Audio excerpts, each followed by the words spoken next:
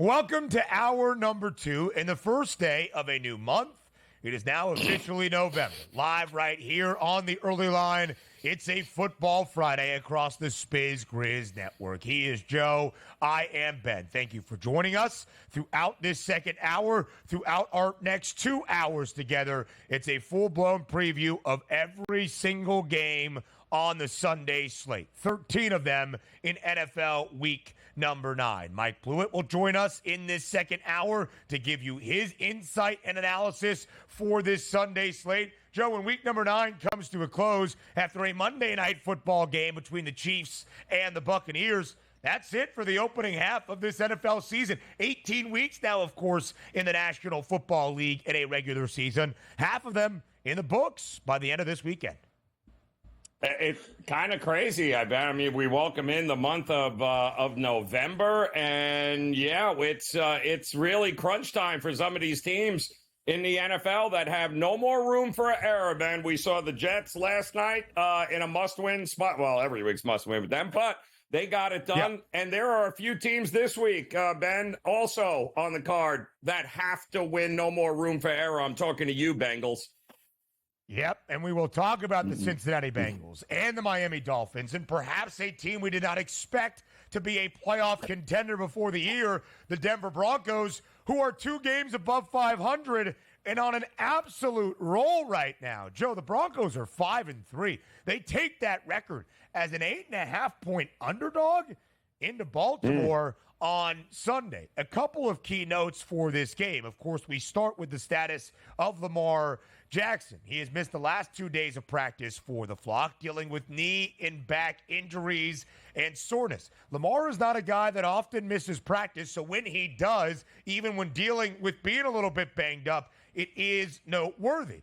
The Ravens are also a team that when they have been favored by a touchdown or more this year, they have lost both of those games outright. It's like, Joe, the Ravens play their best ball against the best opposition on the other side. When they're laying a hefty number, they come up on the losing end. Of course, last week in Cleveland, the Jameis Winston and the Browns, week number 2 as a 7.5, 8.5-point home favorite against the Las Vegas Raiders. So, with Lamar Jackson's status a little bit up in the air, still anticipate him playing in this football game, as the odds makers do, despite a point of movement. Can the Broncos be a live dog on Sunday in the Charm City? No, they can't be, people. It's you're asking Bo Nix to go on the road. Can we just let's compare schedules to this point here, Ben, on who everyone has played. You've got the Baltimore Ravens at home coming off a terrible divisional loss against Cleveland and a backup quarterback in Jameis Winston, right? You have a Denver team that, hey, listen, have been doing it as far as I'm concerned with smoke and mirrors. A lot of that has to do with the fact, hey, you got a rookie quarterback who is going to make rookie mistakes. And as the competition gets better, you'll start to see more and more of those mistakes. The great thing for Denver is they've taken advantage of a weak schedule. And they've been able to use that defense in order to be able to win some games they should not have probably won. But, I mean, listen, Bo Nix, I think, is a great story. I think he's a guy that is the future of Denver with Sean Payton. I think he's found his guy. I think he's good to go. But the reality is, this is a step up in competition off of a probably pretty PO'd Baltimore team losing that game. And Lamar, as far as I'm concerned, even though he didn't practice yesterday, we haven't heard anything to worry about. I say he is going here, and I think Denver's in for a very long day, especially early in this game. I could see Baltimore coming out and pretty much smacking Denver early and often, and then if you're going to ask Bo Nix to play from behind, I don't think that turns out very well on the road. So while some people are scratching their head with the number, I am not. I think Baltimore is going to have their way here and get back in the win column. You know what is interesting, though, Joe? The Ravens are the worst passing defense in the NFL, allowing more than 291 yards. Jameis threw for more than 330 and 3 touchdowns last week. Bo Nix, 3 passing scores, and a rushing touchdown last week against Carolina. The Broncos have been favored in 3 of their last 4 games. They have covered the number in all 3. Denver has won 5 of their last 6 after a start where Bo Nix looked like a rookie. But to Sean Payton's credit, he allowed his rookie quarterback to go out there to take his lumps and to learn from them. Multiple interceptions without a touchdown pass in those opening 2 games for Denver for Bo Nix. In these last 6, in 5 of those 6 victories, 8 touchdowns to only a single INT. And the Broncos are the second best defense in the NFL in terms of yardage allowed. 3rd best scoring defense around the National Football League. The Ravens are not that. Bottom 10, giving up nearly 26 points per game. The total intrigues me, Joe. 46 and a hook. Baltimore over in 7 of 8 because of some of those defensive woes.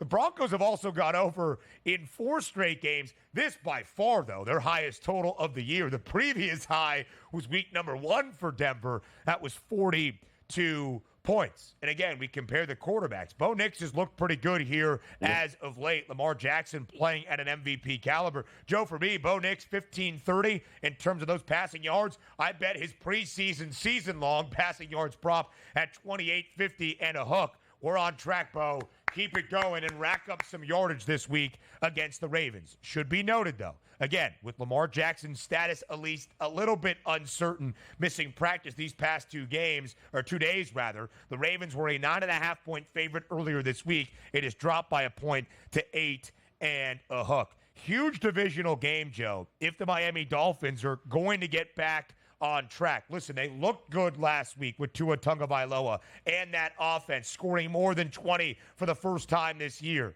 But ultimately, it came up in a losing effort. A bad snap, a safety. The Cardinals take advantage. They win at the buzzer. Another Chad Ryland walk-off field goal, 28-27. So some optimism based on how the offense played, Joe, but still a loss for the Dolphins and still a 2-5 record. 5.5-point dog this week in Western New York against the Buffalo Bills, who have now won 3 straight and have covered in all 3. A 6-2 wagon is what the Bills look like at this moment. Can the Dolphins even keep this game competitive? No. Let's be realistic here, people. Since 2019, Josh Allen, guys, is 10-1 versus Miami.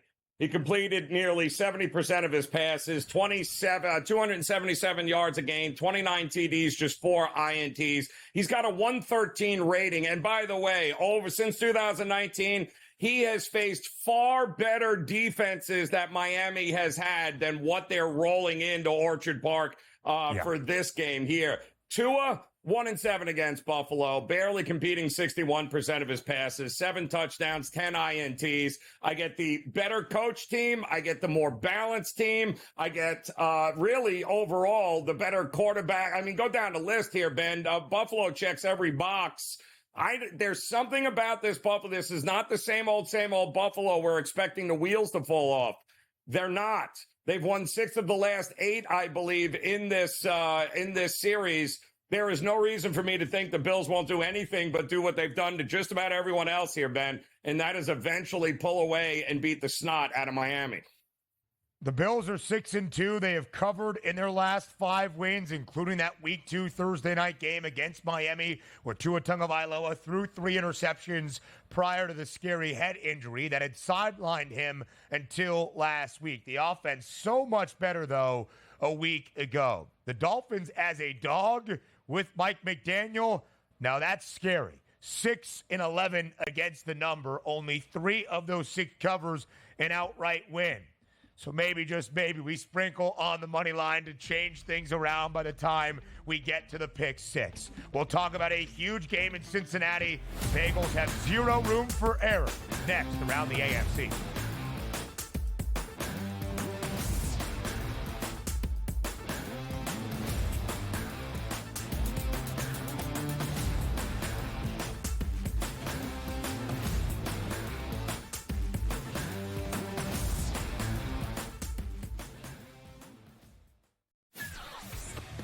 Are you okay with him moving to the head of the class of the Heisman with those 2 games? Because he wasn't even in the discussion before those 2 games. This is a big opportunity for Dylan if he wants to continue to make his case for the Heisman Trophy, and I think he's shown that. I mean, what is he, a 6th-tier player who's going to probably end up setting most of the passing marks because he's been around for so long? So why not also throw a Heisman Trophy in the mix? Pharrell Coast to Coast, only on SportsGrid. Anyone that's been to a sporting event, the atmosphere before a game, I think Game Time Decisions has that same exact atmosphere. This is our arena.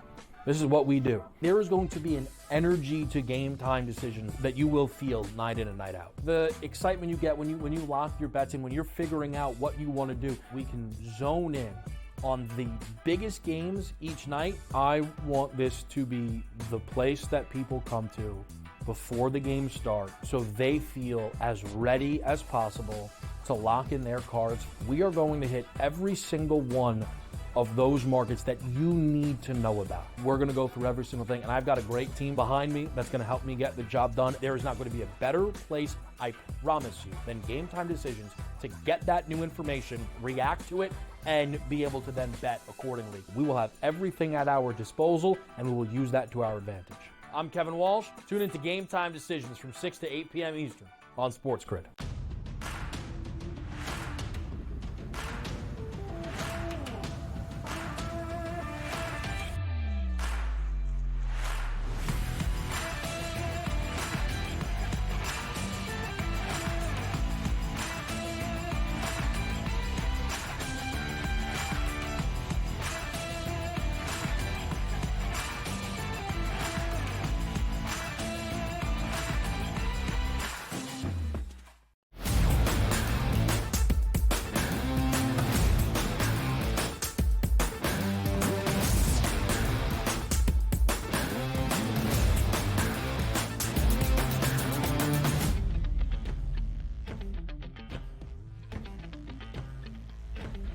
Live right here on the early line on SportsGrid. It is a football Friday. I am Ben Stevens. He is Joe Raineri. Again, Joe, margin of error for a team that starts winless 0-3 and tries to claw its way back to playoff contention is slim to none, and Slim might be walking out the door, especially if the Bengals cannot hold serve this week at home against the Las Vegas Raiders. Cincinnati, 7.5-point home favorites against Gardner Minshew and the Raiders. 46.5 is the total. Joe, last week the Bengals were a slight home favorite against Philadelphia. No T. Higgins. His status still up in the air for this matchup against Las Vegas. The Bengals are expected to win this game, and based on a touchdown and a hook spread, rather comfortably. Will it be that easy of a stroll on Sunday in Cincy?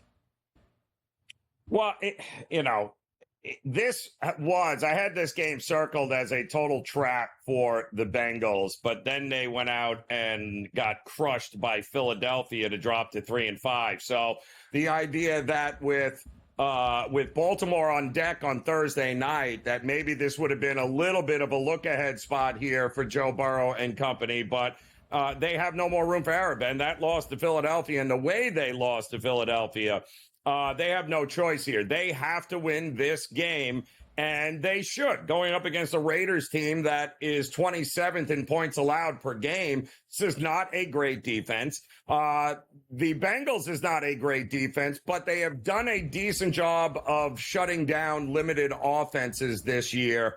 But when they face teams like Eagles and the Ravens that can control the clock and run it down your throat, that's a bit of a problem. They will not have an issue here with the Raiders, who can't run the ball at all. And they're going to have to be one-dimensional because Joe Burrow and company are going to play from in front in this game. And when they do that, that's not good news for the Raiders. So I do think that loss to Philadelphia puts the Cincinnati Bengals on point in this game. I think they bounce back in a big way, and they get ready for the Ravens on Thursday night on a short week.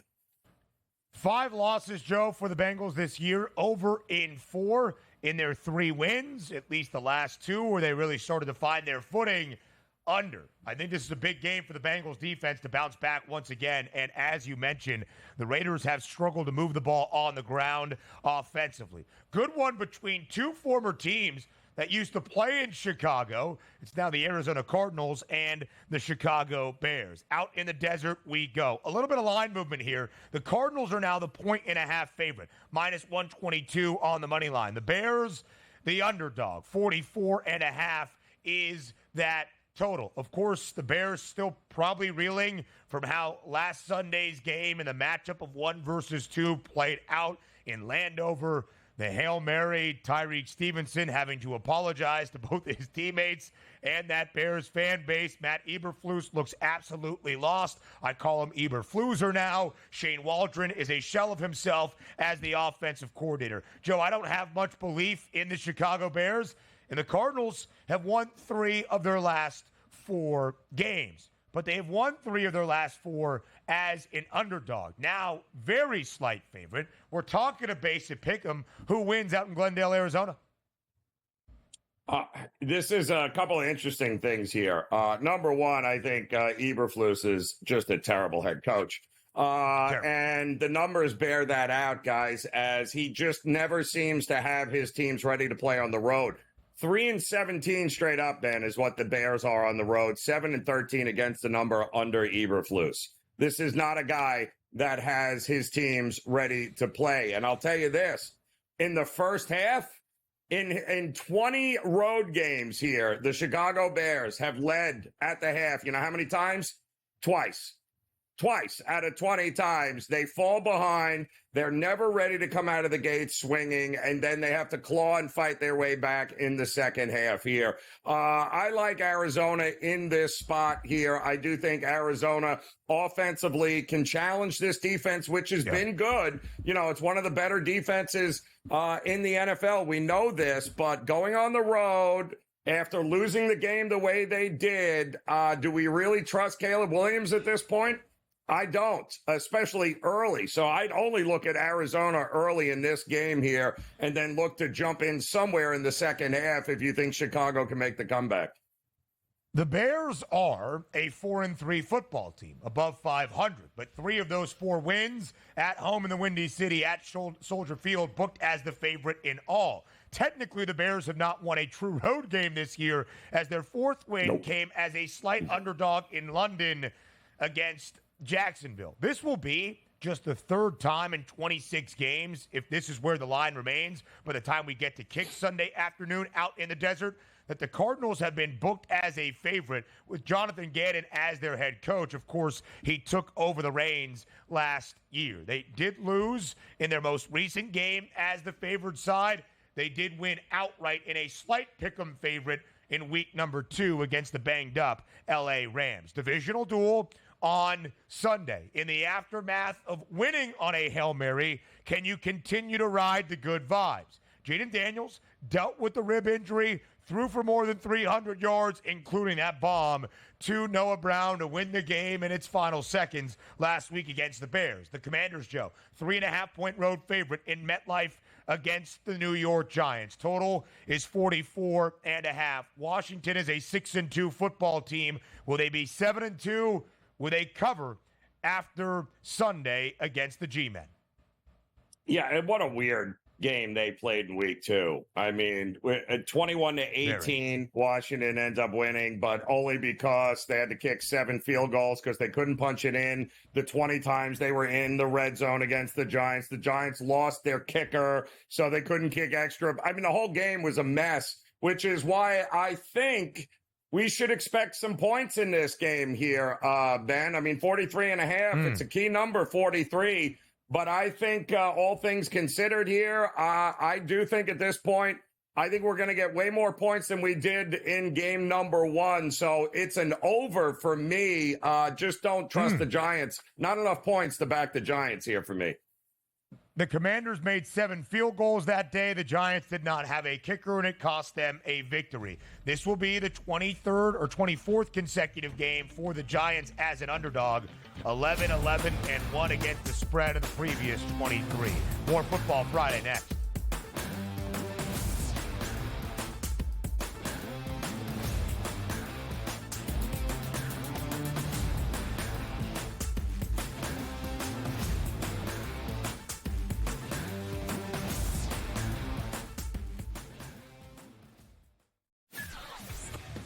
Are you okay with him moving to the head of the class at the Heisman with those two games? Because he wasn't even in the discussion before those two games. This is a big opportunity for Dylan if he wants to continue to make his case for the Heisman Trophy, and I think he's shown that.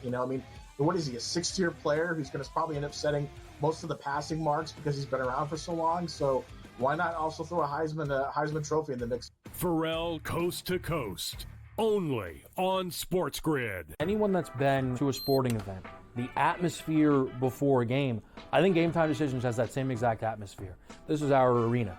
This is what we do. There is going to be an energy to Game Time Decisions that you will feel night in and night out. The excitement you get when you lock your bets in, when you're figuring out what you want to do, we can zone in on the biggest games each night. I want this to be the place that people come to before the games start so they feel as ready as possible to lock in their cards. We are going to hit every single one of those markets that you need to know about. We're gonna go through every single thing, and I've got a great team behind me that's gonna help me get the job done. There is not gonna be a better place, I promise you, than Game Time Decisions to get that new information, react to it, and be able to then bet accordingly. We will have everything at our disposal, and we will use that to our advantage. I'm Kevin Walsh. Tune into Game Time Decisions from 6 to 8 p.m. Eastern on SportsGrid.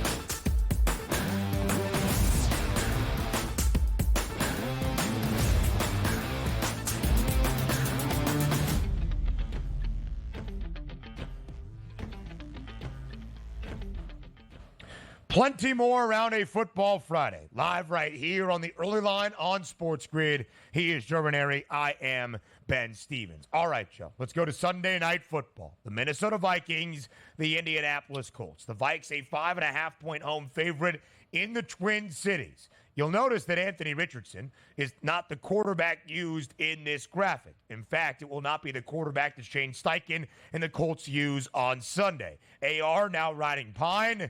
It is Joe Flacco making his third start of this year for Indianapolis. The Vikings, Joe, started as a 5-0 football team. One of the two remaining undefeateds at that time alongside KC. They have lost 2 games in a row. So, Joe, let's start with Indianapolis because, of course, that has been the attention this week. Anthony Richardson on the bench. He has struggled to develop in the National Football League. His de facto rookie season is this year. He has looked like a rookie. Joe Flacco, the last 2 years, has elevated teams that have a lot of talent around the quarterback position to make them a winning football team. In the games that Flacco has played the majority of, the Colts are 2-1, and he gave them a thrill in Duval County, down by 2 touchdowns in a divisional game against Jacksonville a few weekends ago to come back and tie that one before the Jags did win on a closing field goal. Joe Flacco, as Shane Steichen has said, Joe, they believe that he is the quarterback to make this Indianapolis team a playoff contender. They believe they are a playoff contender with Joe Flacco as their starting quarterback. Does that start on Sunday in Minneapolis? Well, they better be, because otherwise, I don't know what you wasted a number 4 pick here on a quarterback if you're not going to play him and allow this second-year quarterback, who, by the way, has only started 23 games since high school. So there is going to be a learning curve here. I don't know what everyone was expecting, but all right, if you're in a win now mode here instead of trying to develop your second-year quarterback, okay, well, then you better win this game. The problem is you're getting 5.5 points here. Why? Well, because the Minnesota defense at home is coming after Joe Flacco. Let's make no mistake about it. And the way you get to Joe Flacco is you get into his face. He is not mobile at all. They are not going to be able to run the ball all that well with Jonathan Taylor. Why? Because Minnesota's defense is a top 5 defense against the rush. So that's going to limit Jonathan Taylor, which means your entire handicap here has to be on whether or not you think the Colts and Joe Flacco can handle what is about to be coming at them as far as a pass rush goes. Now, I will say this. They got issues on the Minnesota offensive line as well. Darisaw out right now. They ended up getting, I believe, Cam Robinson for Jacksonville. But that is not the same. Darisaw is one of the best offensive linemen. Quisenberry also not good, not healthy, not going to play in this game. So they've got some issues protecting Sam Darnold here. And you also have a Colts defense that has been getting better as the season progresses. Kenny Moore up against Jefferson should be an interesting matchup, but this is all to me about whether or not you think Joe Flacco can handle the blitz. I have my concerns. I do, however, think we're probably getting some points in this game, Ben, so I wouldn't mind looking at it over at all in this one. Been the story for Minnesota, Joe. They went under in 4 of those first 5 wins on the unbeaten start. They have gone over in each of their 2 losses, allowing 30-plus in each game, 61 total points. Indianapolis, what a cover wagon they are this year. They're a 4-4 football team, but they're 7-1 against the spread, including a perfect 5-0 ATS record when booked as an underdog. For most of the first month and a half of this season, Joe, wasn't feeling all that great around Philadelphia. The Eagles had a winning record at 3-2 and even 4-2, but wasn't overly optimistic. Last week maybe changed that with the dismantling of Cincinnati on the road against the Bengals, winning by 20 outright as a 2.5-point underdog. Now the Birds, 7.5-point home favorite against the struggling Jacksonville Jaguars. Can Philadelphia capitalize on the optimism and win big at home in the city of brotherly love on Sunday?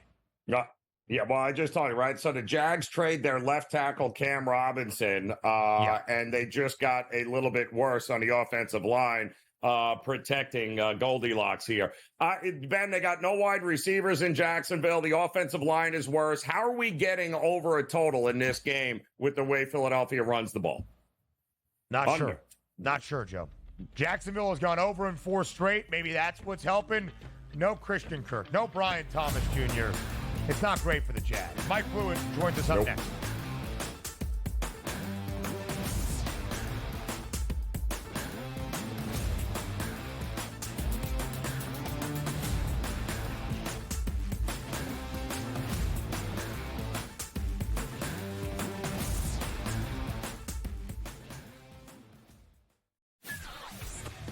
Are you okay with him moving to the head of the class at a Heisman with those 2 games? Because he wasn't even in the discussion before those 2 games. This is a big opportunity for Dylan if he wants to continue to make his case for the Heisman Trophy, and I think he's shown that.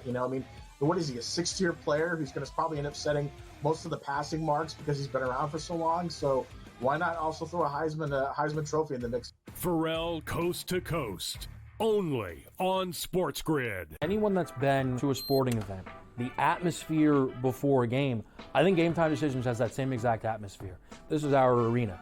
This is what we do. There is going to be an energy to Game Time Decisions that you will feel night in and night out. The excitement you get when you lock your bets in, when you're figuring out what you want to do, we can zone in on the biggest games each night. I want this to be the place that people come to before the games start so they feel as ready as possible to lock in their cards. We are going to hit every single one of those markets that you need to know about. We're going to go through every single thing, and I've got a great team behind me that's going to help me get the job done. There is not going to be a better place, I promise you, than Game Time Decisions to get that new information, react to it, and be able to then bet accordingly. We will have everything at our disposal, and we will use that to our advantage. I'm Kevin Walsh. Tune into Game Time Decisions from 6 to 8 p.m. Eastern on SportsGrid.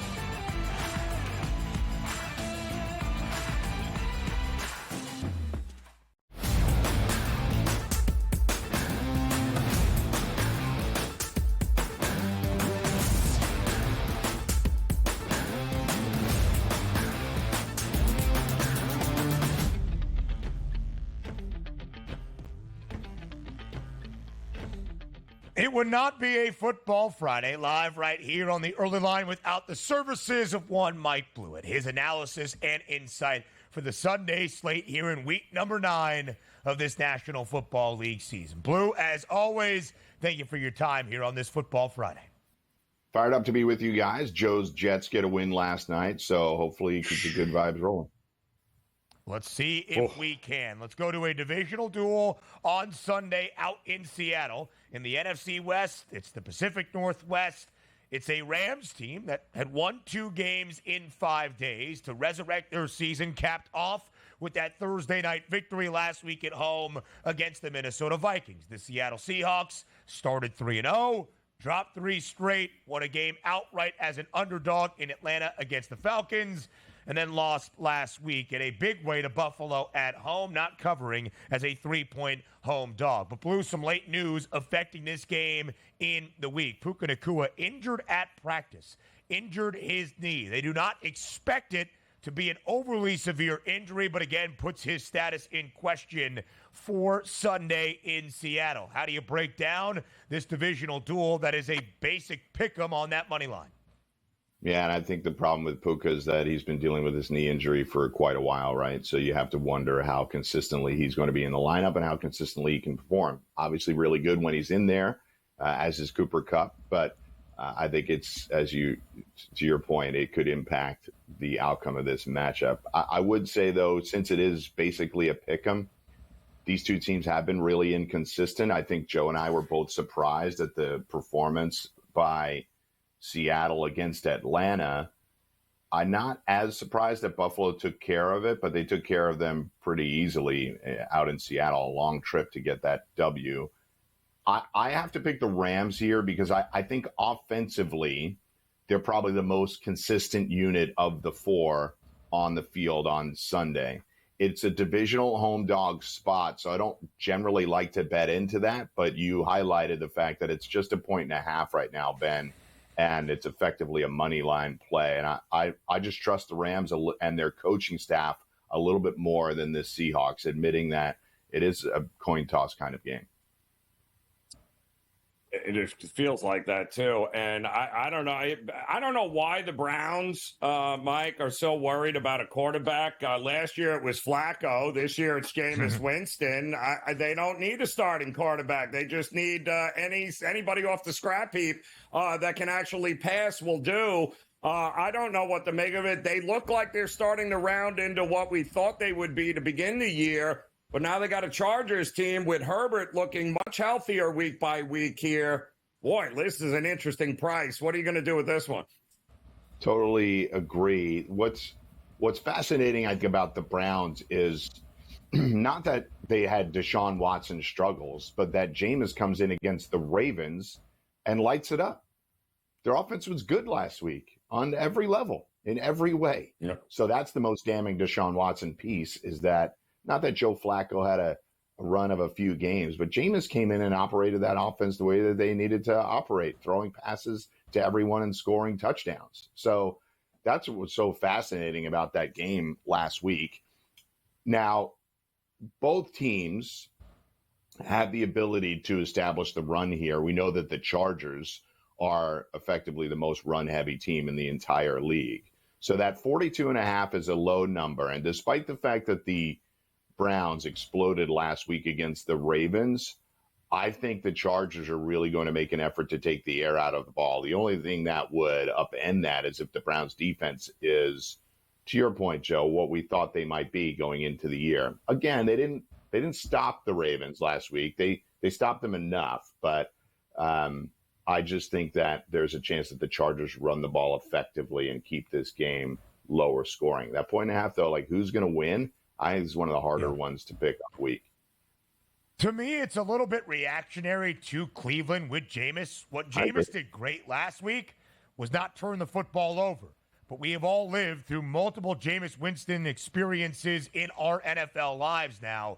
That is going to run out. And even Flacco last year, that elevated the ceiling of this Kevin Stefanski Browns offense, turned it over a ton. Of course, it should be noted Ken Dorsey is the offensive play caller now for Cleveland. That change happening last week as well. The Chargers are a 4-3 football team. The Bolts have covered in all 4 victories. They have gone under in 3 of those 4 wins. They have gone under in 6 of 7 games this year. The only over was over 36.5 when they beat the Broncos 23-16, and Denver scored multiple times late to even make that game look relatively close. It really was not. Bryce Young remains the starter, Blewett, in Charlotte. The Panthers at home this weekend, hosting the New Orleans Saints in a divisional duel. Good news for the Saints. Derek Carr back at practice, dealing with the oblique injury, is expected to line up and start on Sunday. It's why the Saints are a full touchdown favorite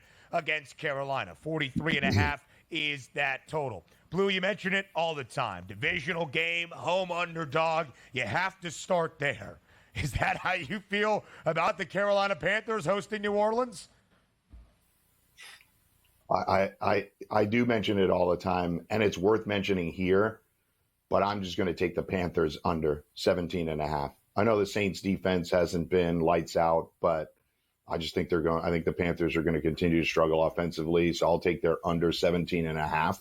That's the way I would play it. I would note too, though, that a touchdown spread with a total of 43.5, that starts to get to the area, guys, where you sort of have to take the points or you have to take the over. Having a blowout of a game of a touchdown or more with a total of 43, that's pretty tricky to hit both the under and the spread. Yeah, quick note in that game too, Blue. You ready for this? Carolina is 1-14 against the number in the first half. Their last 15 games. 1-14. Yeah. They lose games by an average of 18 points per game. So maybe Derek Carr can put up enough points to at least cover the first half in that game here. Another absolute a must-watch game this weekend, Blue. It involves 2 teams that I have no idea who the quarterbacks are going to be. New England and Tennessee. Boy, oh boy, this sounds like a fun one. Only I can't tell you who's playing. So 38.5 is the total. 3.5 there for Tennessee. Who you going with here, Blue?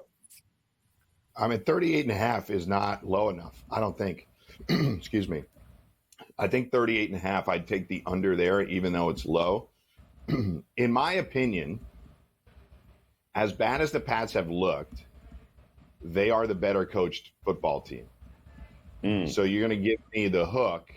I'll take the Pats. I could see them obviously going down there and losing by a field goal. I'll just give me the points on that one, because regardless of who's playing, Joe, I think they can keep it tight, but it's going to be a tight game because it's going to be so low scoring, in my opinion. It's crazy to see the Titans laying a number to anybody. It's crazy to see Tennessee laying more than a flat 3 to anybody around the National Football League. I think it speaks to the Patriots. Of course, the outright victory last week against the New York Jets in a game the Jets should have easily won based on what they put up, and that was even with Jacoby Brissett in relief duty. Should be noted, though, 6 losses for New England this year. They have not covered the number in any of the 6. They did earn a push week number 2 as a field goal underdog at home against the Seattle Seahawks, but they had not covered in a bunch of games consecutively, entering last weekend against New York. And I will say this, Blue, to your point about that total, New England over in 5 of its 8 games this year. Tennessee over in 4 of its last 5. But New England, 20 points or less in all 5 Jacoby Brissett starts this season. And it does seem as though Jacoby is going to start on Sunday. At least that was the latest report as of yesterday. Plenty more from a Football Friday and the full preview of all 13 games across the NFL Week 9 Sunday slate with Mike Blewett. It continues next on SportsGrid.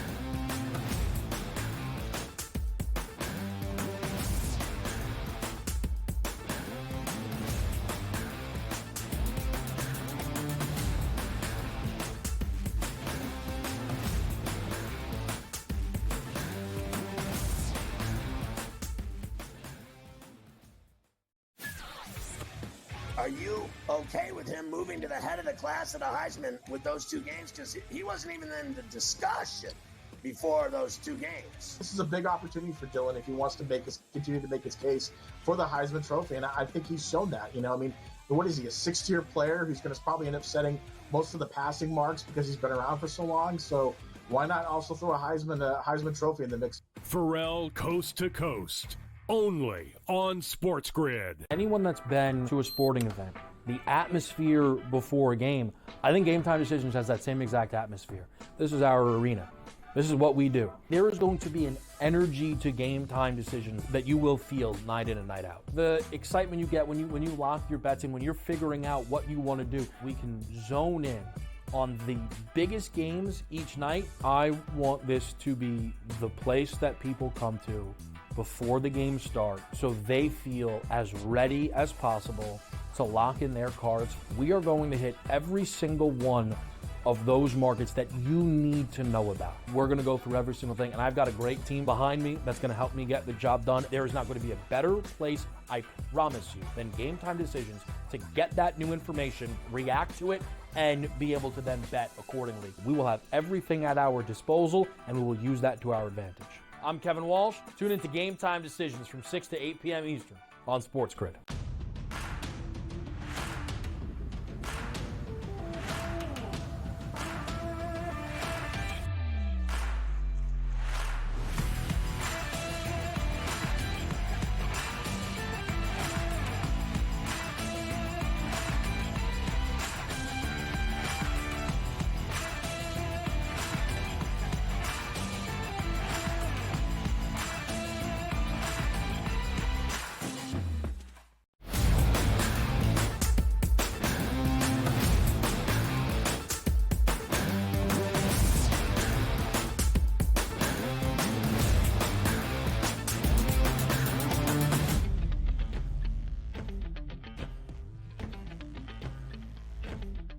So if you are keeping count at home, we have now officially previewed all 13 NFL games on the Sunday slate in week number 9. But we dive even deeper with the insight of Mike Blewett here on this Football Friday and look back on a few of the biggest and most marquee matchups on Sunday afternoon. In that afternoon hour, Blewett, we go to Lambeau Field. It's the Green Bay Packers and the Detroit Lions. 6-1 Detroit, 6-2 Green Bay. In Lambeau, the Lions are an absolute wagon right now. They have covered in all 6 of their victories. They are laying 2.5 points on the road in Green Bay. It was 3.5 as of yesterday afternoon before we got word that Jordan Love was back at practice for the Packers yesterday, trying to recuperate from that groin injury that shelved him early in the second half on Sunday in Jacksonville. Still a little bit uncertain, Blewett, if Jordan Love will start and play on Sunday. Obviously optimistic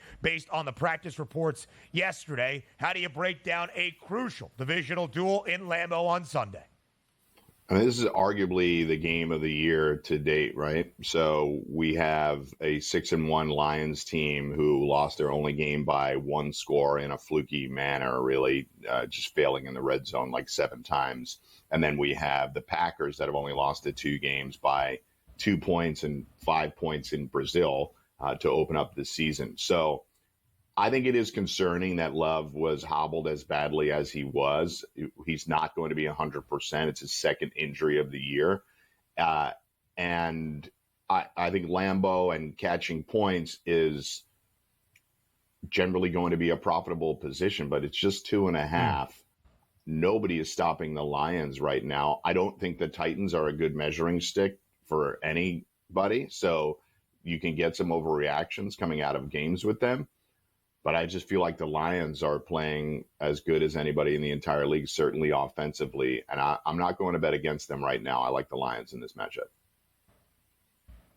Liking the Lions to get it done there at Lambeau. A game we talked about earlier, Blewett, in which is the highest total on the board, and I think with good reason, is Dallas taking on Atlanta here. Listen, Atlanta's defense certainly can be thrown upon. I think Dallas can't run the ball, so Dak's going to have no choice but to throw it 40 or more times in this one. CeeDee Lamb should have a huge day, but Kirk Cousins has done well against Dallas over the years. Any reason that we should not be looking at the over in this game? I don't think so. I think, too, you can probably break it down by a half as well. Dallas, pretty good, and Atlanta together combined for just under 26 points a game in the first half. I just feel like these teams could get off to good starts. Joe, you and I have seen this all year. Atlanta plays in the wildest games, I think, of anybody in the entire league. Lots of special teams and defensive touchdowns, or at least mistakes that lead to quick touchdowns. So I could see a bunch of turnovers in this one leading to short fields for everybody. And I think that's going to actually, in this instance, aid with the point scoring. So, yes, I do like the over. I would also posit the question to you guys both, like, how bad is it going to get for Dallas? Like, how badly could this season start to fall apart? If they lose this one in Atlanta, then they have Philly, Houston, at Washington in the next 3. Could they be a 3-7 team?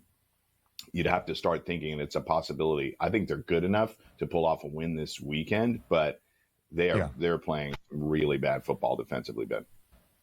It's a really good point, Blue. And, of course, Mike McCarthy is not under contract beyond this season. Could a coaching change that we expect at some point early in the offseason happen during the middle of the year at the midway point? If Dallas looks lifeless and loses in Atlanta, perhaps I would say so. This Cowboys team, Blue, we joke about them all the time in terms of their outright postseason outlook. 6-1 before the year, one of the 3 or 4 best prices entering the season in the NFC. Wouldn't bet it with either of your two money. But again, we expect the Cowboys to be a double-digit win football team and at least earn a playoff spot. They're 3-4. All 3 victories have come away from the Stars, so I guess good news, they're in Atlanta. But the Cowboys priced to win the NFC Championship right now, 24-1. Good news for the Cowboys. Again, 3 of their 4 wins away from Dallas. The Falcons just 1-4 against the number at home this year. Blewett, here's an intriguing line for a lot of people, I think, looking at the Sunday slate based on previous performance. The Broncos are a 5-3 football team, still catching 8.5 from the Baltimore Ravens, who were the hottest team in the NFL entering last week. Of course, lost outright as a 7.5-point road underdog in Cleveland. The Ravens have been booked as a 7-point favorite or greater twice this year. They've lost outright in both. Is this spread too large in favor of the flock, especially with Lamar Jackson missing the last 2 days of practice? I understand why it is where it is. I think there's still – Denver's defense has been really good this year, but I still think that the books are telling you and the market is telling you that nobody really respects the Broncos offense to be able to get into a shootout, that they're not quite good enough to be able to slow down Lamar in this spot and come away with, get inside the point spread here. So 8.5 is a ton. I would prefer to isolate the Ravens in this one. I do think they are good enough to put up points on this Broncos defense in a significant way. And their number is 27.5 right now. It's being bet evenly on both sides. I very often isolate the Ravens team total. I don't always get it right. I think I have it right this weekend, and I like them to put up points, even if they, and are the Broncos really going to stick with them? I think it's when you start to think. I'll trust the Ravens team total more than anything in this one before I trust the 8.5, because it's a lot. It's a good point. It's what Joe was saying earlier in the show, breaking down that game as well. If the flock, who was a little bit pissed off after faltering last week, comes out guns blazing, can the Broncos keep pace? Denver, 3rd best scoring defense in the NFL, allowing just 15 points per game. Baltimore, bottom 7, allowing more than 26 points per game. Not what you expect when you think of Ravens defensive football. Mike Blewett, thank you very much. Oh, no, we got one more segment. What am I even doing? We're talking big picture with Blue up next. That's on me. I apologize, Blue. Thanks for being here. We'll see you after the break. You get rid of me yet, buddy.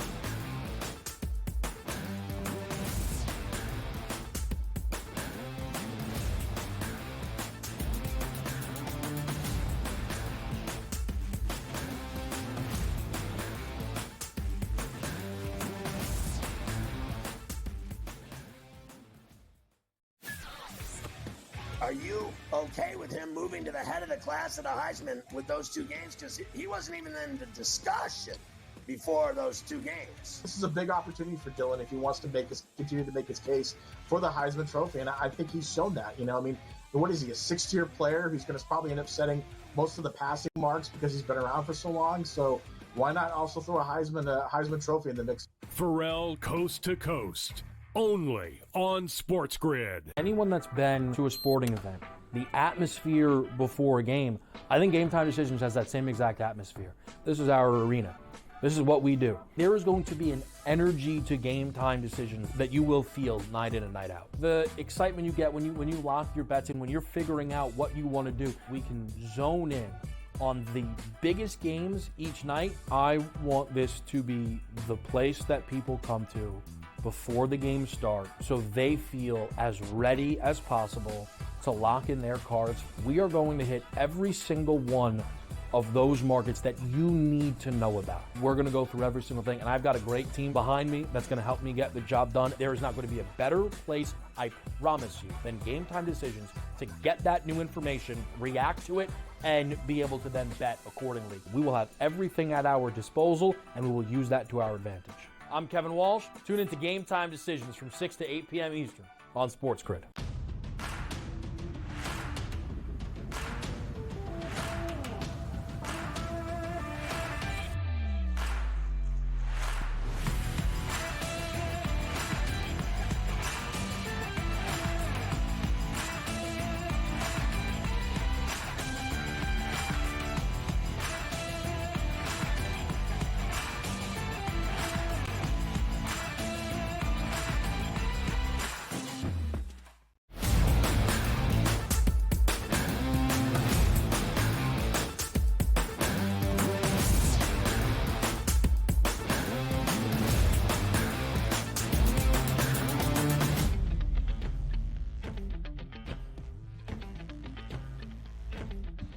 Live right here on a Football Friday. Mike Blewett, of course, is still here for a third consecutive segment, and we are so grateful for that. Blue, thanks for being here once again. My mistake right before the break. Anyway, let's go big picture now, Blue, because this weekend is week number 9. It's the opening Sunday of November. Monday Night Football ends in Arrowhead as the Chiefs take on the Buccaneers. After that, Blue, midway point of the NFL season. First half in the books, second half remains. We start to firmly focus on that playoff picture as we go later into November and, of course, into December. Here are the Super Bowl 59 odds at this point. The Chiefs looking to make history as the first ever team to win 3 consecutive Lombardi trophies, or even as a back-to-back Super Bowl champ appear in a third consecutive Super Bowl. The Ravens, the second best price at plus 650. The Lions now the NFC Championship favorites in front of the 49ers. That reflected in the Super Bowl odds as well. The Bills round out the top 5 at 9-1. Of those 5 teams with a triple-digit number to win Super Bowl 59 in New Orleans. Blewett, as you look at those 10 best prices, or perhaps the top 5, how closely compact do you think everybody is in the hunt for a Super Bowl title? I think it's pretty fascinating in the NFC right now because it's arguable that the Lions look like the best team in football. Certainly they have the style points to go with it. Joe and I are both on the Packers from the beginning of the season, and I think there's a lot to like about the Packers. If Love gets healthier, this team could be a little stronger as we get towards playoff time, as it could look even better than they look right now, right? There's a couple of teams like that. Ditto the 49ers, who are 4-4 right now, desperately needed this bye week. They'll potentially get McCaffrey and Dre Greenlaw back in the near future. And they are a team that's had slow starts, but finishes strong. This year, though, for the Niners, they have to go to Green Bay. They have to go to Buffalo. They're playing the Bears and the Rams late. And I don't know that the Niners are going to go on this 8-game win streak like they have in years past. But I say that to say that the Niners could be more dangerous in the playoffs than their record makes them appear. So that's what's fascinating to me about the NFC. The thing I would say about the AFC, and we've covered it on here before, is that Mahomes' presence constantly distracts people from how good this defense is. It's been going on for a couple of years now. And people are like, they don't score a lot of points. Look at all those interceptions that Mahomes has. They need more help at receiver. Some of those are true, yes, but they dominate people defensively.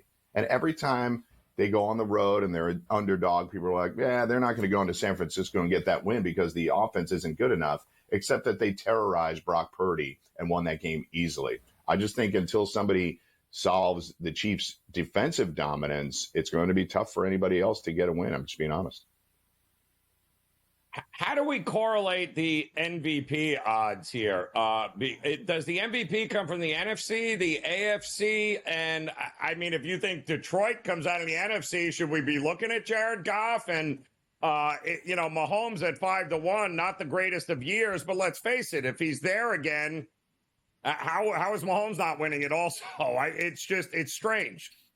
A little Heisman-esque, right, with the quarterback on the team with the best record. Yep. It gets a lot of favoritism, and I think Goff is a really interesting one. Our producer, Joe Frank Bartunek, on the Sunday in-game live, he's been talking about Goff for a while. So I have some Goff shares in the futures market, and I think if the Lions continue to impress like this, he is probably going to be the one standing near the top, simply because Amon-Ra St. Brown can rack up stats, but neither running back, and it's a hard award for a running back to win nowadays, but neither running back has the lion's share, excuse the pun, of the carries or the touches. So Gibbs and Montgomery don't stand out from one another necessarily in a race like that. So I think Goff is a really interesting one, but you see the two guys near the top as well with Lamar and Josh Allen. They're going to put up eye-popping numbers. It's just, can Goff come close to that and have the Lions standing at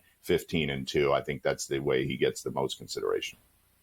Nearly a 40-1 price for Jared Goff in the offseason, even after the big payday, even after the retention of Ben Johnson. That number now 6-1. Mahomes still a negative TD to INT ratio. Lamar has looked like an MVP at times. Will that voter fatigue play out? Josh Allen playing clean and efficient football in Buffalo is 6-2. Mike Blewett, now we bid you farewell. But thank you for your time. We'll see you on Sunday here on SportsGrid. Have a great weekend. Hour number 3 is up next.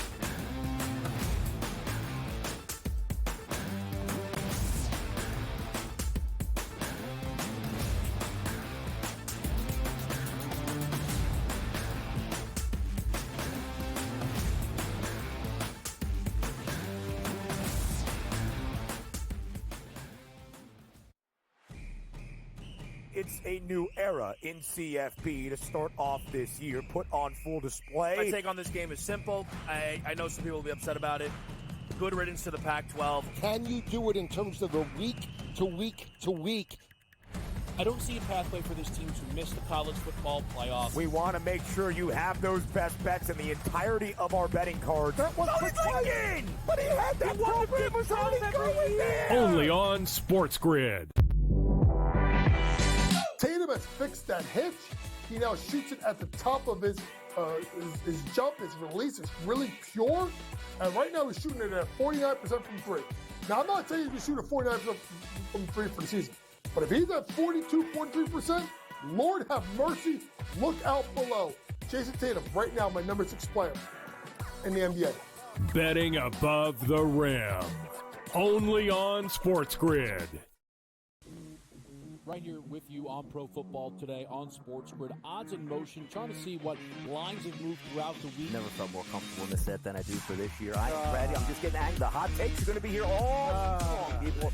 What in the world is going on in Miami, Dom? It's not particularly anything to shy away from just because many people are on top of it. Hot take, hot take. I think this line is asking you once again to take New Orleans. Pro Football Today, only on SportsGrid. Are you okay with him moving to the head of the class at a Heisman with those 2 games? Because he wasn't even in the discussion before those 2 games. This is a big opportunity for Dylan if he wants to continue to make his case for the Heisman Trophy, and I think he's shown that. What is he, a 6th-tier player who's going to probably end up setting most of the passing marks because he's been around for so long? So why not also throw a Heisman Trophy in the mix? Pharrell Coast to Coast, only on